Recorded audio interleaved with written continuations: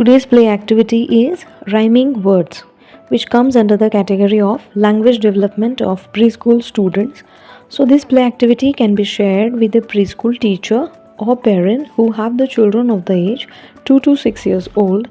The objective of this play activity is to increase vocabulary, to discriminate sounds in language. For this, we need medium size of group of students. How to play this activity?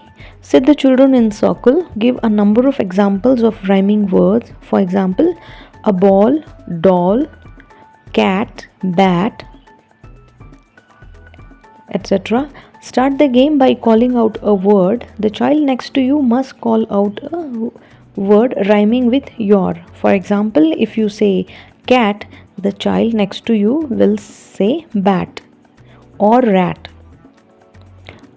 This round can continue till the children have exhausted all the words that they know rhyme with cat. Then begin the next round with another word. Initially, you could allow the children to use nonsense words that rhyme, but after a few times of playing the game, the children should be encouraged to use only meaningful rhyming words. He rhyming words नावाची play activity आहे. ह्याच्यामध्ये मुलांची vocabulary आणि भाषिक कौशल्य वाढतं. ह्याच्यामध्ये जसे रायमिंग वर्ड्स आपण शाळेमध्ये शिकवतो, जसे बॉल, डॉल, शॉल, कॉल असे शब्द असतील, किंवा दुसरे रायमिंग म्हणजे यमक जुळणारे शब्द असतील, असे कॅट, मॅट, बॅट, पॅट असे किंवा इतरही अनेक शब्द असे लिस्ट असते आपल्याकडे. तर तसे मुलांना एक एक शब्द सांगायचा. जसं टीचरनी सुरुवातीला जर कॅट म्हटलं तर कॅटसारखे असणारे शब्द सगळे मुलं सांगतील, जेवढे जेवढे शब्द त्यांना माहिती आहे. बॅट आहे, रॅट आहे, पॅट आहे. तर असे वेगवेगळे शब्द मुलं जेव्हा सगळं सांगून त्यांना माहिती असणारे सगळे शब्द संपून जातील, त्यावेळेस त्यानंतर आपण नवा शब्द सुरू करू शकतो, जसा बॉल आहे. मग मुलं यमक जुळणारे जेवढे काही ते रायमिंग्स वर्ड्स त्यांना माहिती असतील तेवढे शब्द 1 बाय 1 प्रत्येक मुलगा एक एक शब्द सांगेल. डॉल, कॉल, फॉल आणि हे सगळे शब्द झाल्यानंतर आपण नवा शब्द घेऊ शकतो की जेवढे मुलांना माहिती आहे रायमिंग वर्ड्स असणारे शब्द तेवढे सांगतील.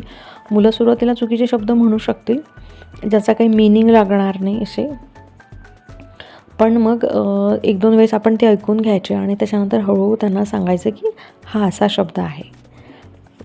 आणि मग असं आपण हा गेम खेळू शकतो.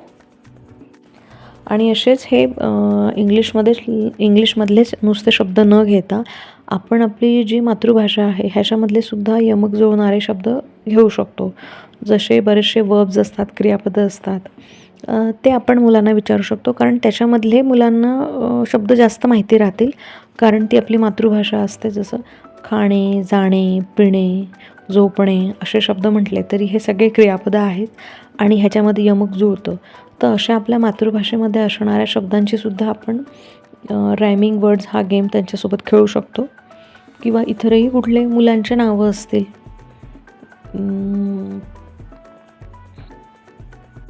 जसे नावं की राम, श्याम ह्याच्यामध्ये यमक जुळते आणि शेवटचं अक्षर सारखं येतं आहे. किंवा काही व्यक्तींचे नावं असतील, जसं आहे सोनाली, दीपाली, मोनाली, रुपाली, वैशाली, असं हे सुद्धा यमक जुळणारे शब्द आहे आणि हे नाउन्स आहेत, नाम आहे. तर असेही आपण वेगवेगळे हे करू शकतो आणि ह्याच्यातून मुलांना नव्या शब्दांची माहिती होते आणि ते शब्द त्यांचे स्मरणातही राहतात. तर ही इंटरेस्टिंग ॲक्टिव्हिटी आहे आणि ह्याच्यामध्ये आपल्याला पाहिजे तसं आपण एक व्हेरिएशन करू शकतो. जसं काही कुठले प्राण्यांचे नावं असतील, वस्तूंचे नावं असेल किंवा अन्नपदार्थांचे नावं असतील, तर असे कुठलेही सारखे यमक जुळणारे किंवा रायमिंग वर्ड्स असतील तर आपण ते मुलांशी बसून कुठे प्रवासातही हा गेम खेळू शकतो. मुलं बोर होत असतील घरीही आपण करू शकतो किंवा इतरही वेळी आपल्या सोयीनुसार आपण हा गेम नक्की खेळू शकतो.